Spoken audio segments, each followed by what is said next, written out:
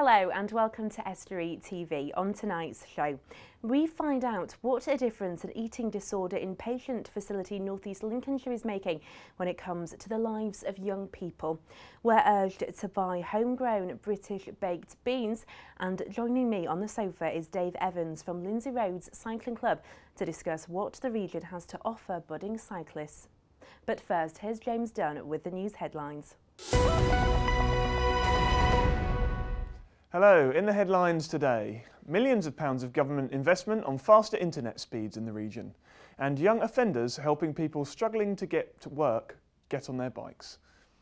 Nearly £8.5 million will be invested in getting superfast broadband across Lincolnshire and the East Riding. Last year, the government announced £250 million of funding to improve speeds in rural parts of the country, and this week it announced how much each area will get.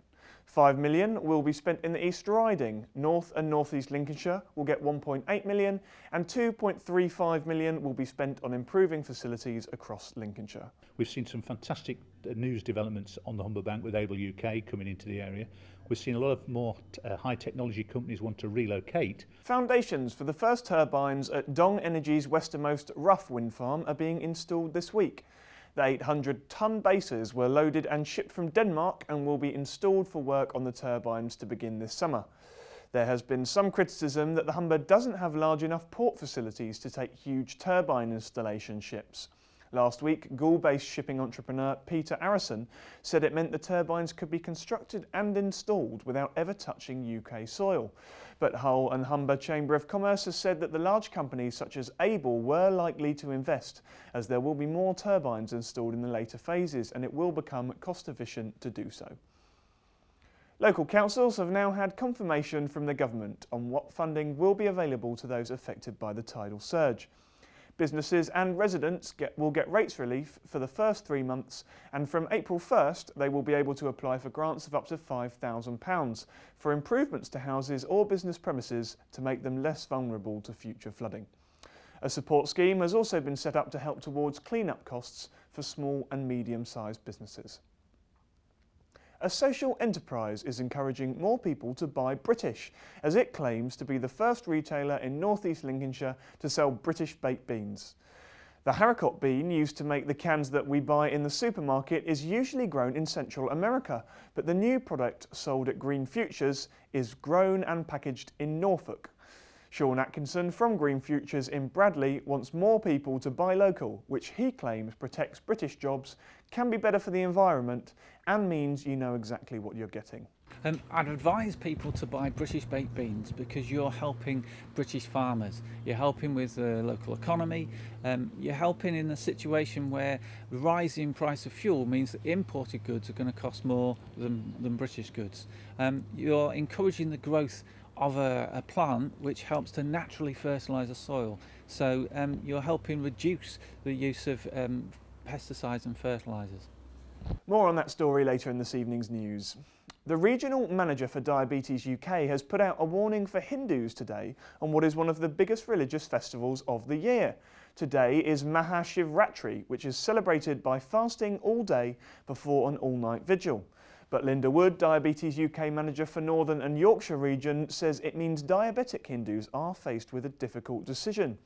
She's urging those people to eat foods which the body absorbs slowly, such as rice, chapatis made with gram flour, chickpeas and lentils, before fasting begins. East Riding of Yorkshire Council is warning of the dangers of buying imported puppies, following reports that 2 pug puppies bought in Goole had been illegally imported from Eastern Europe. The council says the sellers of such animals are known to bring them in the UK under the rules for pets rather than those for trade, which means that they do not have the correct health certification. Could you contribute to a performance on Stories, Sights and Spectacles in North East Lincolnshire? If so, go along to a special information night at Grimsby Minster tonight from 6 p.m, where you can find out more about the BBC Performing Arts funded project to celebrate Museums Night 2014. Organisers are looking for people to take part as performers, storytellers, musicians and in a range of other roles in the performance later in the year. Old bikes will be refurbished by young offenders and given to those who need them to get to work or school or get fit. People will be asked to donate the bikes that they don't use for Cycle Recycle scheme in North East Lincolnshire, instead of them ending up in landfill. They will then be stripped down by the young offenders and reassembled with service parts. North East Lincolnshire Council is now appealing for old bikes which, when repaired, could be donated to people in need. That's all from me today. I'll see you for the bulletin next time. Rarian Fields in North East Lincolnshire is an eating disorder inpatient facility which helps those who are battling anorexia and bulimia. Coinciding with National Eating Disorders Week, Emma Lingard was granted access to this specialist facility which can accommodate up to 8 patients. To talk to some of its users. 2 years on, and Rarian Fields is still a much-needed facility. For Hannah, who has been here for 6 months, the help she's received from the staff has made a huge difference.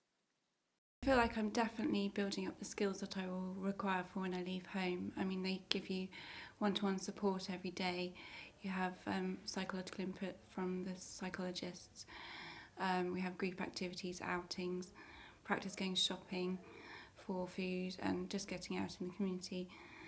We do community trips, and they really encourage independence with setting up your meals and doing all of that stuff around food. So it's not like you're just being babied, but you're actually being taught to be more independent. Eating disorders are far more than wanting to be a certain size. It's deep-rooted. For former inpatient Gemini, it stemmed from family issues, which led her to anorexia. The person I was had been completely taken over by this illness, and it was more, from a personal point of view, it was mainly about control, because during my childhood, I witnessed like my mum going through domestic violence. Like my father died from alcoholism, and a couple of my mum's partners after that also died from that. And I wanted to have control and to look after my mum, and because I couldn't have that at the time, I found control of my eating and exercise, and I saw that was gaining results. So I wanted to carry on. I strived, and that shows determination. I think a lot of people with eating disorders, it shows they've got great determination. Eating disorders are widely known but less understood by people, and there's a need to raise the awareness. I think there's a lack of understanding around what an eating disorder actually is. Stereotypically, it's the anorexia or the bulimia, and that's what people think. There's 2 categories. It's so much more than that. It can be anything from certain eating behaviours, and whether that be bulimic or anorexic behaviours, they often can overlap the 2 illnesses as well, which creates, subcategories, if you like. And I think there's a lack of understanding about what an eating disorder really is. And I think that's why people aren't willing to seek help, because they're thinking, I don't fit into one of the categories, therefore I'm not suffering from an eating disorder. So that's why we're trying to raise more awareness around what eating disorders actually are. It's not just the 2 stereotypical things that, you would see on the TV. It's so much more than that. The informal family feel approach is something all users greatly appreciate, and it's what makes this facility successful. That and the carefully selected staff. Without this, the alternative path for those with eating disorders is bleak, as Hannah sums up. Without this facility then, where do you think you would be at this moment in time? If I hadn't been in Rarian Fields, then I'd probably be dead. Sorry. On toast with chips are parts of a full English what could be more British than baked beans. Most of them are grown in Central America, where low wages allow farmers to keep costs down. That's according to Sean Atkinson from Grimsby's Green Futures.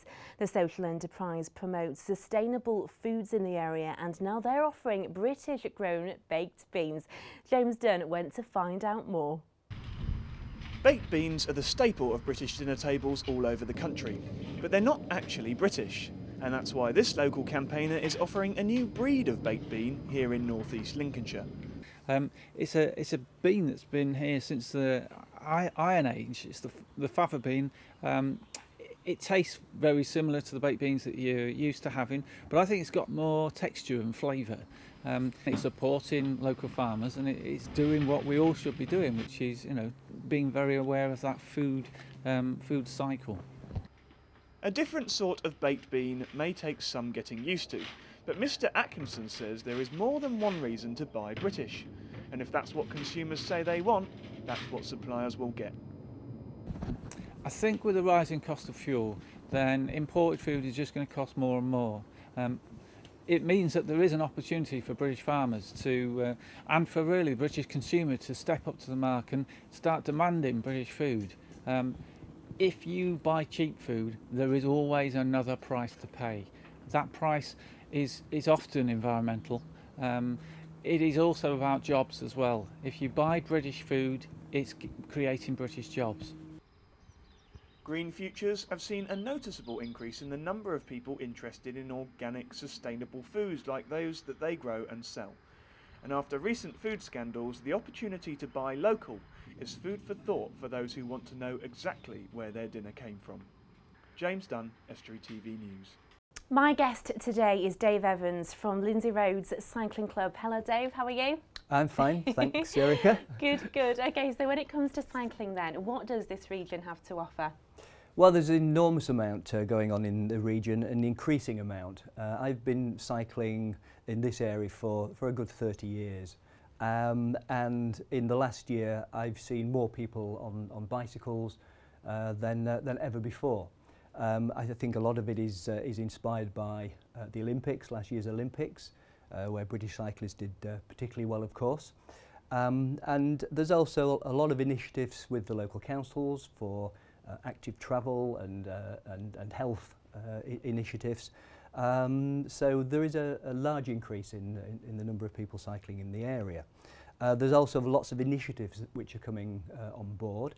And one at the moment that we're running, Lindsay Road Cycling Club, is some skills coaching for young riders. This is every Saturday in March and is at King George V Stadium on Wheelsby Road in Grimsby. And what will the young people be doing? Well, initially we'll be looking at their positioning on the bike and making sure they're comfortable, because if you're comfortable on a bicycle you're more likely to enjoy riding it. And then we'll be doing a few techniques such as braking and pedalling. And you may think, well, everybody knows how to pedal, but there's... Is it important to get these skills when you're young? No, I don't think it is actually, no. Obviously, we learn a lot easier when we are young, and things perhaps seem to stick a little bit more. But judging by the number of people who join our club who are in the 30s, 40s, 50s and indeed older, and some of whom haven't ridden a bike, well, since they were kids, I wouldn't say, no, it's not necessary to start riding when you're young. But if you do start riding when you're young, then you get a whole lifetime potentially of the joys of cycling. And the region is beautiful, isn't there? There's some gorgeous tracks and scenery for people to see. Well, we're hugely fortunate in the area in that we have a lot of flat land, which a lot of people think is great for cycling, and indeed it is. But we also have, only a few miles down the road, the Lincolnshire Wolds, which are not mountainous, but with the right gears, are really enjoyable, are virtually traffic free, which is absolutely wonderful when we consider other parts of the country. And for people watching now who may be thinking about getting the bike out of the shed, what would you say to them? Well, I'd say do it. Need to check on the safety aspects, of course. Make sure that the brakes are working. And that it's comfortable and the saddle is at the right height. Dave, we're going to have to stop you there, unfortunately, okay. But thank you for joining me, I appreciate it. Not at all.